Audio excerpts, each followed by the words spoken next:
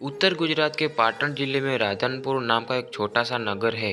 वहाँ एक तालाब है जिसके तट पर कुत्ते की समाधि है। समाधि और वह भी कुत्ते की। यह जानकर आश्चर्य होगा ही। उसके लिए एक सुंदर और हृदय को हिला देने वाली कथा है। पुराने जमाने में व्यापार का सामान लाने ले जाने का काम बंजारे करते थे। एक बंजारा था। वह अपने ऊँटों पर गांवों का माल सामान लादकर शहरों में ले जाता था और वह से मिश्री, गुड़, मसाले आदि भरकर गांवों के तक ले जाता था। लाखों का व्यापार था उसका, इसलिए लोग उसे लाखा बंजारा कहते थे। लाखा के पास एक सुंदर कुत्ता था। कुत्ता बड़ा वफादार था। रात को वो बंजारे के पड़ाव की रखवाली करता था। अगर चोर लुटेरे पड़ाव की तरफ आते दिखाई देते तो कुत्ता भौंककर उन्हें दूर भगा देता था। बंजारा अपने कुत्ते की वफादारी से बहुत खुश था। एक बार बंजारा व्यापार में मार खा गया और रुपयों की जरूरत आ पड़ी। वह राधनपुर के एक सेठ के पास पहुंचा। उसने अपनी बात बताई। सेठ ने कहा, रुपये तो मैं दे दूंगा, मगर उसके बदले में तुम क्या गिरवी रखोगे? लाखा बोला, सेठ जी, मेरे पास फूटी कौड़ी भी नहीं है। मैंने व्यापार में सब कुछ खो दिया है। मेरी जबान पर विश्वास रखिए और मुझे रुपये दे दीजिए। मैं आपकी पूरी रकम सूद समेत 1 साल में ही चुका दूंगा।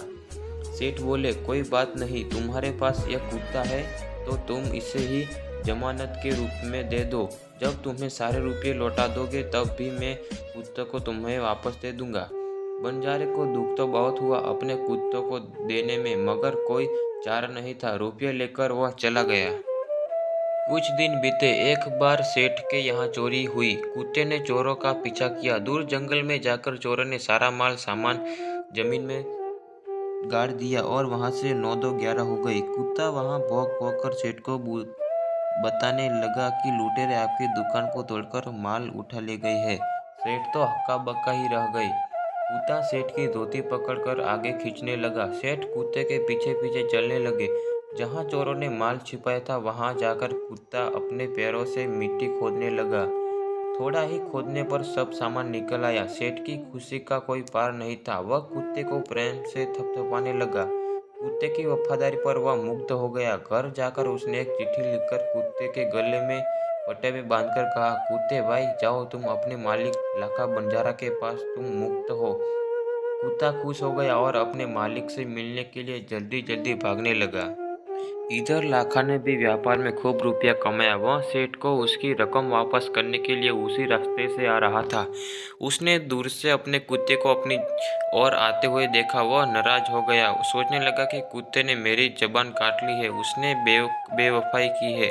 अब मैं सेठ को क्या मुंह दिखाऊंगा? उसने आओ देखा ना ताऊ, बस कुत्ते के माथे पर लाठी का प्रहार कर दिया। कुत्ता बेहोश होकर गिर पड़ा। लाखा ने देखा कि कुत्ते के गले में एक चिट्ठी बांधी है। उसने इसे खोलकर पढ़ा। लाखा, तुम्हारे कुत्ते ने मुझे सुख समेत रुपये लौटा दिए हैं।